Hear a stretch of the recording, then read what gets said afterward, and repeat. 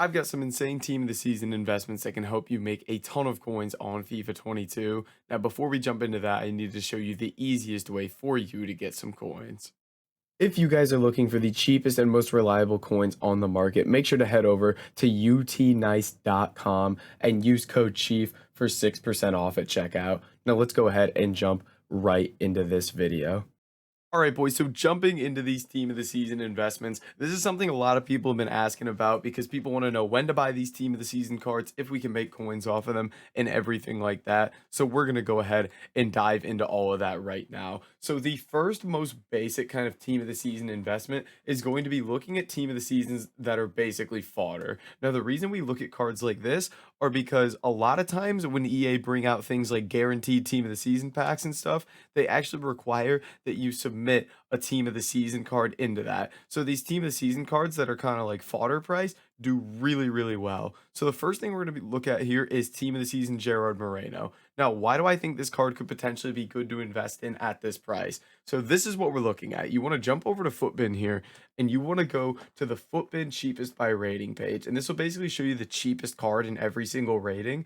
And what we want to do is look for team of the season cards that are close to the cheapest in their rating. So someone like Gerard Moreno here is the cheapest 90 rated card on the market. So not only is he good for fodder purposes, but he's only in packs for this 1 week, and he pits a team of the season requirement that will probably be used a lot throughout team of the season. So he gets great links as well. Not to mention that he's Spanish La Liga, everything like that. So this card is very, very good as a fodder investment, and that's kind of the general layout on how we find cards that could potentially be good for this. So that Gerard Moreno is probably my favorite of the fodder investments. Now, another guy I like to look of here is going to be Sinistera. Now, the reason I like him is I think this is a card that a lot of people are going to come around to using a lot because he's super overpowered. You get strong links, not that card, the team of the season. You get strong links from the objective player, I believe. No, I think one of the team of the season left backs gets him a strong link, something like that. But this card is so good as team of the season. He's coming in at like 29K, and he's basically tied for the cheapest 89 rated card. And this guy is ridiculous. So I think he can do well out of packs. And not only should these rise if fodder goes up, but they'll rise again with those team of the season requirements, and cards that are usable will just go up, as they're out of packs and people either submit them into SBCs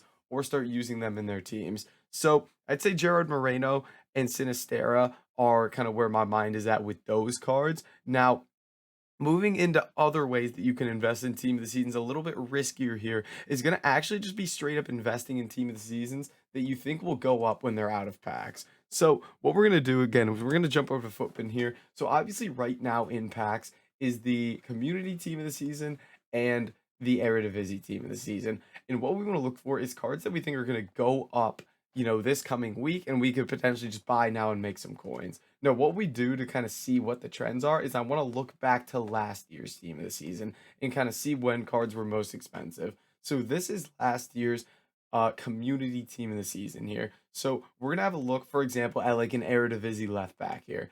When was he at his highest? If we look at Tagliafico, he goes pretty low on this Thursday here. Now we have to keep in mind last year rewards are on Thursday. He jumps up Friday, Saturday, and then crashes back down. So this Friday, Saturday, a lot of these cards jump up, and you're gonna see this is kind of a common trend with most of these team of the seasons here. We go look at Zielinski. This guy wasn't really usable, so he just kind of drops all the way down. But if we go look at anybody that's usable here that people were definitely going to have in their teams, Valverde goes flying up in price. If we go look at Ndombele, again, goes down quite a bit and then flies up in price that next week. And especially these Prem cards do really well throughout Prem team of the season because you can get some good links to them. So they can rise quite a bit there as people get like their red picks from Premier League team of the season, which will be next week. So you see a lot of these cards do super well. So in terms of Prem cards in community team of the season, you've got Laporte, you've got Lloris, and you've got Fred. So I think these could all do quite decent during this team of the season. Now, for example, Lloris here, a really good example would be to look at Areola's price. So Areola didn't go crazy as he's just a goalkeeper. Still went up about 20K from where he was sitting at. If we go look at Ndombele is a good example to compare Fred to. he goes up very, very nicely from 290 all the way up to 390 in a week's time. So there's some kind of good examples we can go off of. And then even like going off of Barnes for Laporte's price.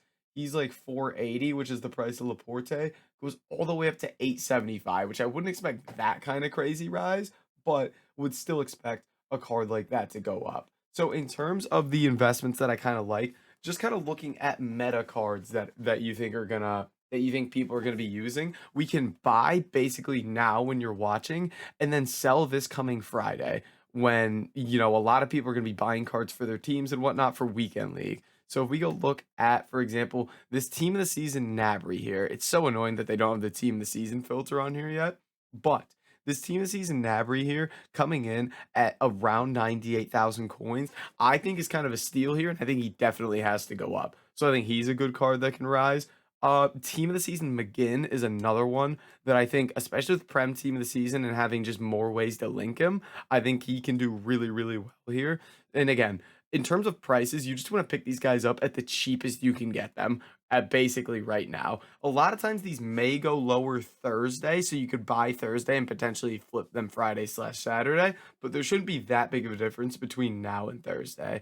Another one, again, the more expensive, the riskier. Laporte, here's another example, I think could do quite well. If you want to go on the lower end, you could go for a guy like Carrasco that is really, really meta here. I think Carrasco and Nabry are going to kind of fall into the same category there. Super meta wingers under 100K, I think could rise a decent amount here come the weekend when people are kind of building their teams with those team of the season cards that they may have not gotten from rewards. So again, two ways to go about this: the fodder team of the seasons, and then these kind of meta cards that are a little bit riskier but can make you some more coins. But guys, that is gonna be it for this video. If you did enjoy it, make sure to like, comment, and subscribe, and I'll catch you in the next video.